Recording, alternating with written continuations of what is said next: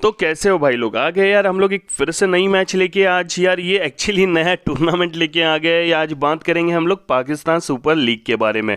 तो Pakistan super league का यार मैं बता दूं आपको कि बहुत सारे कन्फ्यूजन एंड कंट्रोवर्सीज के बाद में आखिरकार पाकिस्तान सुपर लीग PSL 2021 फिर से आ गया है। तो आज की मैच रहेगी लाहौर कलंदर्स वर्सेस इस्लामाबाद यूनाइटेड के बीच में। तो जब से यार ये PSL टूर्नामेंट सस्पेंड हुआ था ना, तब भी ये दोनों टीम्स टॉप पे ही थी। अगर आप लोगों को पता है तो दोनों ने अपने 4 मैचेस में से 3 मैचेस जीते थे और एक मैच में हार गए थे ये लोग, दोनों ही टीम्स। यानी ऐसा नहीं कि कोई ज़्यादा है या कोई कम है। चलिए, ये तो इसके बारे में आपको आगे हमारे एनालिसिस्ट आपको बता ही देंगे। तो आज की मैच का जो टाइमिंग होने वाला है इंडियन स्टैंडर्ड टाइम के हिसाब से वो 8 बजे शुरू होगा। मैच होने जा रहा है शेख जायद स्टेडियम अबू धाबी। तो यार यहाँ की अगर पिच रिपोर्ट की बात करें तो सबसे पहले मैं आपको बता दूं, ये ग्राउंड जो है ना, ग्राउंड में IPL 2020 भी हुआ था। इसी ग्राउंड पे हुआ था। तो आप सभी को पता ही होगा ये कि ये ग्राउंड भी बड़ा है और यहाँ स्पिनर्स को अच्छी खासी मदद भी मिलती है। और चेजिंग टीम के लिए यहाँ थोड़ा ज़्यादा बेनिफिट है। ठीक है। लेकिन पिच अगर देखा जाए तो बैट्समैन एंड बॉलर दोनों के लिए बराबर ही रहने वाली है।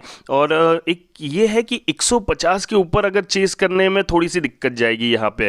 तो जो भी टीम यार पहले अगर गेंदबाजी करती है ना, तो वो कोशिश करेगी कि 150 के नीचे ही उनका टारगेट रखे। क्यों? क्योंकि यहाँ देखा गया है कि 150 प्लस अगर स्कोर रहा तो वहाँ चेस करने में बहुत दिक्कत आती है। तो चलिए देखते हैं कि क्या होने वाला है। और बाकी रहा टीम प्रेडिक्शन का, तो हमारे एनालिसिस्ट अब आपको पूरा डिटेल्स देंगे इसके बारे में। तो दोस्तों, जैसे आपको पता चल ही गया है, अब ये मैच अबू धाबी में होने वाला है। और आप लोगों को हमने एक इम्पॉर्टेंट बात बताई है, जिसमें यहाँ पे IPL मैचेस कवर हुए थे। और ये हालांकि सभी को पता होगा, लेकिन बहुत ही कम चैनल में आप लोगों को बताया जाएगा। तो ये हम आपके सामने लाना चाहते हैं कि यहाँ पे ये जो IPL मैचेस है, वहाँ पे हम लोगों ने क्या नोटिस किया था।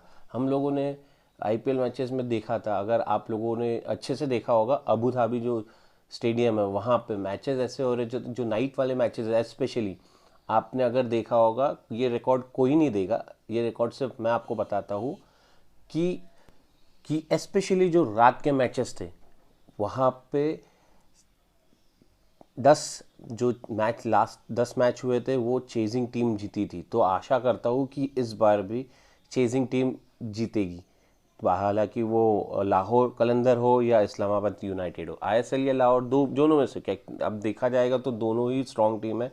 बट 2018 से ISL ने लास्ट 6 मैच में 6 मैचेस विन किए हैं और लाहौर को हराया है। तो ऐसा नहीं है कि ISL ही जीतेगा, देखा जाए दोनों टीम स्ट्रांग है। बट ISL की थोड़ी कमज़ोरी ये है कि वो लोग थोड़े स्पिन को अच्छा नहीं खेल पा रहे हैं। उनका स्ट्राइक रेट अगर आप देखोगे, मैं यहाँ दिखा नहीं पा रहा हूँ, बट आप स्ट्राइक रेट देखोगे, जैसे शादाब खान हो गया या फ़हीम अशरफ हो गया, इन लोगों का ही जो स्ट्राइक रेट है थोड़ा बेटर है। बाकी सबका, आसिफ अली से लेके सबका स्ट्राइक रेट ख़राब है अगेंस्ट विन। तो इसीलिए हम लोग आपको ये बोलेंगे कि डेफिनेटली कोई भी जीत सकता है, बट मोस्टली अगर चेजिंग टीम जो होगी वो डेफिनेटली मैं आशा करता हूँ कि वो जीतेगी आज। और सेकंड चीज़ हमने जो नोटिस किया था IPL 2020 में, जब इंडिया हमारे IPL खेल रही थी, वहाँ पे पावर प्ले में एक विकेट डेफिनेटली जाता है। हालांकि वो फर्स्ट पावर प्ले हो या सेकंड पावर प्ले हो, सेकंड इनिंग का या फर्स्ट इनिंग का, दोनों इनिंग में एक विकेट तो जाती ही जाती है। ये हमने नोटिस किया है। तो ये ट्रेंड है, ये मैंने बारीकी से, मैं डिटेल जो मैं एनालिसिस करता हूँ उसमें से मैंने ये ट्रेंड निकाला है। ये आपको कोई शेयर नहीं करेगा। तो ये मैं बस आपको बताना चाहता हूँ। अब हालांकि वो हो ना हो, वो अगेन ये पाकिस्तान है, पाकिस्तान में तो कुछ भी हो सकता है, इसीलिए हम कुछ बोल नहीं सकते। बट जो मैंने ट्रेंड निकाला था, डेटा निकाला था, उस हिसाब से एक विकेट तो पावर प्ले में जाएगी दोनों इनिंग की। ठीक है। अब आगे जब हम टीम के लिए बढ़ते हैं, जब आपको बाकी तो डेटा बता ही दिया था, ये ग्राउंड बहुत बड़ा है, ग्राउंड में आपको स्पिनर्स को भी हेल्प मिलेगी थोड़ी बहुत, लेकिन ज़्यादा से ज़्यादा पेसर्स को बहुत ज़्यादा इम्पोर्टेंस आपको देना है।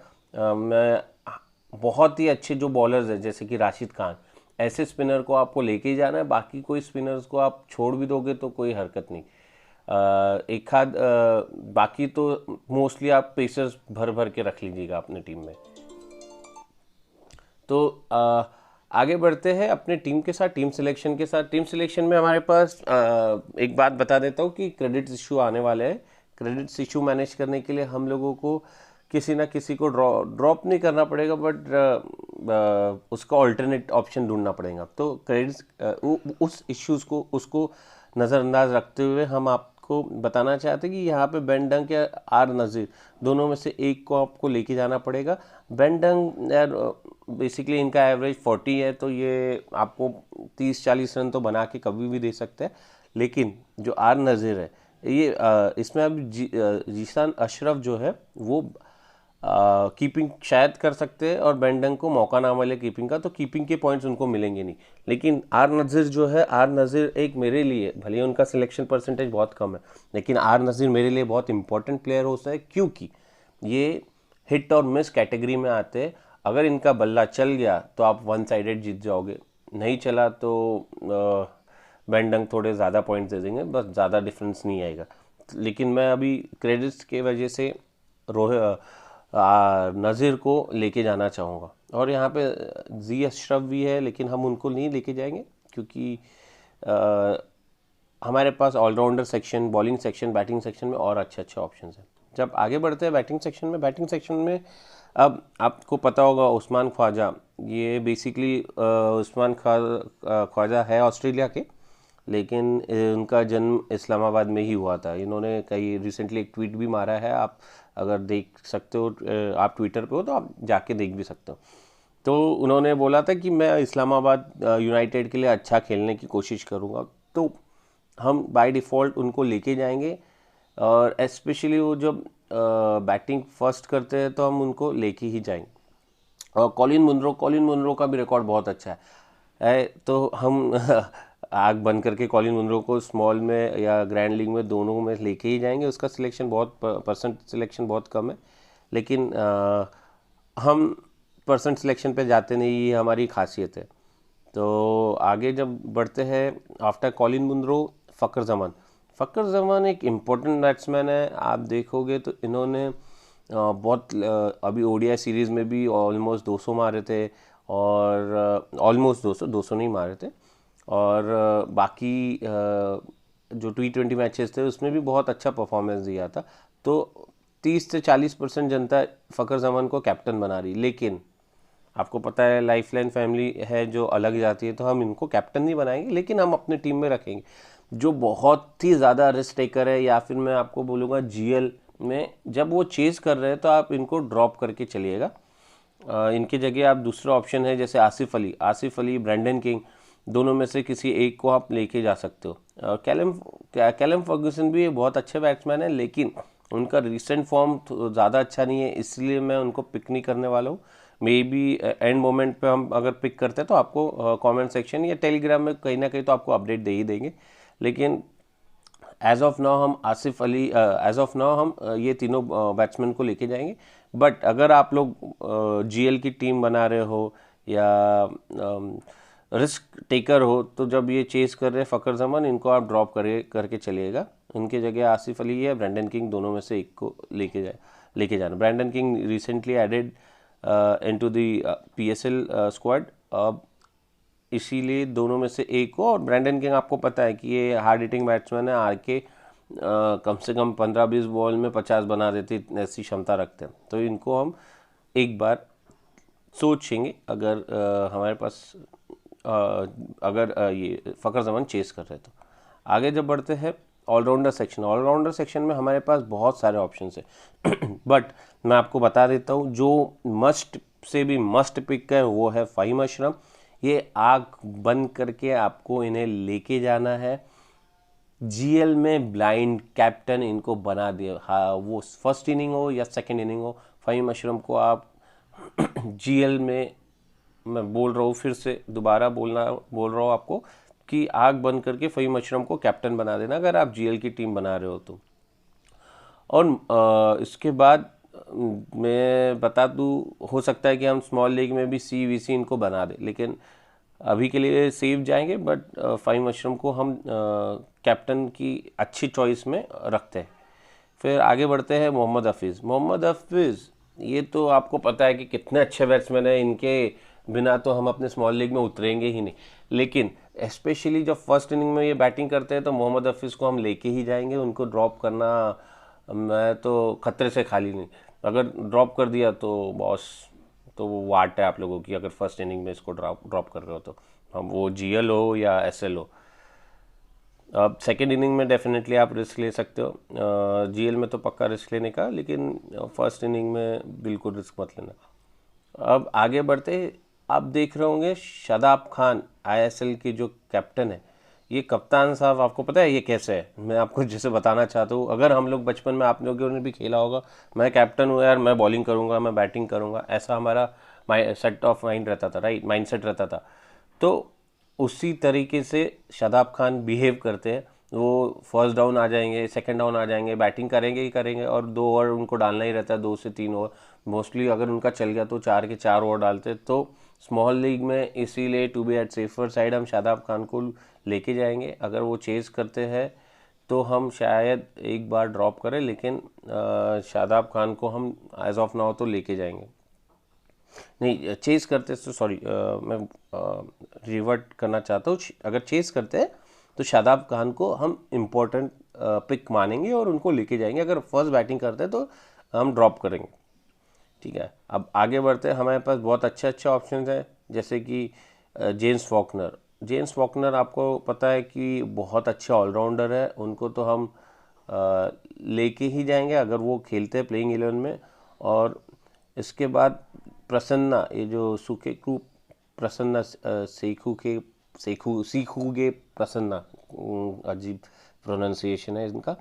तो ये जो है ये भी एक इम्पॉर्टेंट पिक बन जाएंगे अगर इफ़ एंड ओनली इफ़ ये खेलते हैं तो हम इनको, क्योंकि इनका अगर आप लास्ट 10 मैचेस देखोगे, उन्होंने एक मैच ऐसी नहीं की कि जिसमें उन्होंने विकेट नहीं लिया। तो इसीलिए उनका परसेंट सिलेक्शन बहुत ज़्यादा कम है, 2%, जो कुछ नहीं होता है। तो जो रिस्क लेना चाहते हैं, या फिर मैं GL के लिए बोलूँगा, तो अगर ये खेलते हैं तो आप पक्का इनको लेके जाइएगा अपने GL टीम में, और if possible small league team में भी लेके जा सकते हैं। और हुसन तलत एक एवरेज बैट्समैन है, लेकिन ये जब टीम को ज़रूरत पड़ती है तो वो बैटिंग कर लेते हैं, लेकिन ये बहुत नीचे आते हैं। उनको हार्डली 15-20 बॉल, 40 बॉल बहुत हो गए तो मिल जाएंगे। अगर टीम ज़्यादा ही बुरा खेलती है तो ही उनको ज़्यादा बॉल मिलेंगे, एल्स इनकी बैटिंग ना ही आए, ऐसा भी हो सकता है। तो इसीलिए स्मॉल लीग में हम रिस्क नहीं लेंगे और इनको लेके नहीं जाएंगे।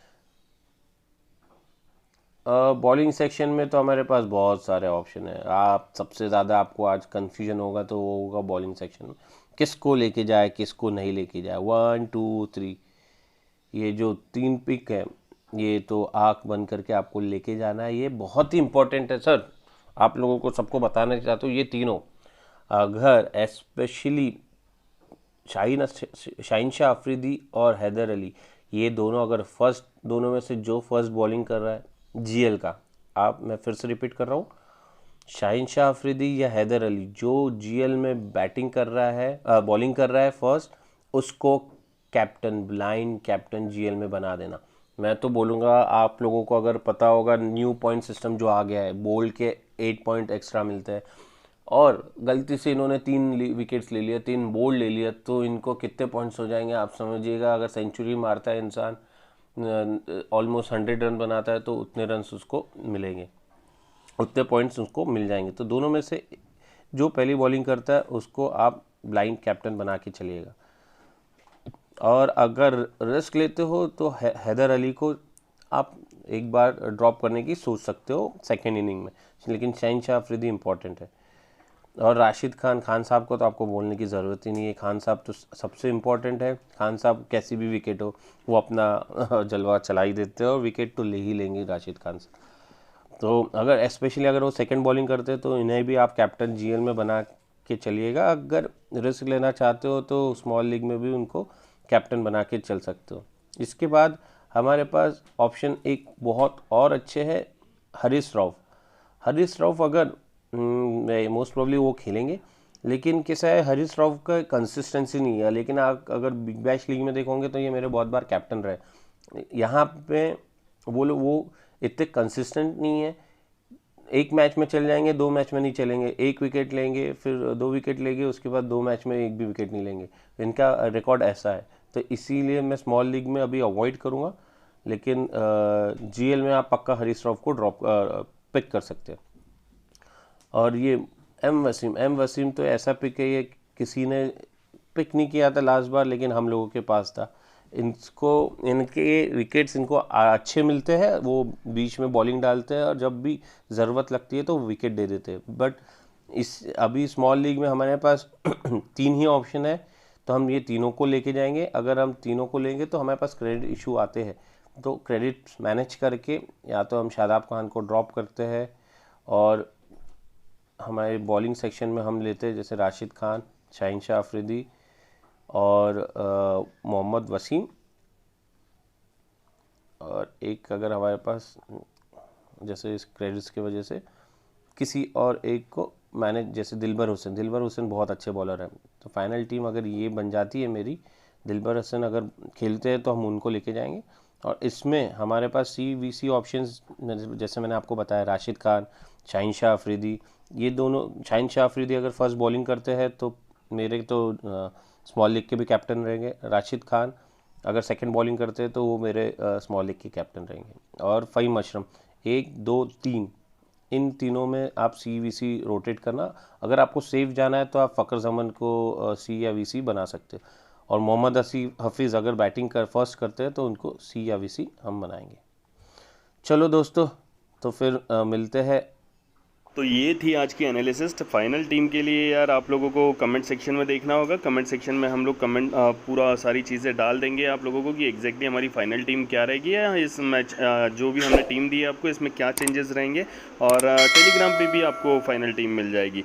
तो भाई लोग प्लीज़ यार लाइक एंड सब्सक्राइब ज़रूर कर दीजिए। Thank you.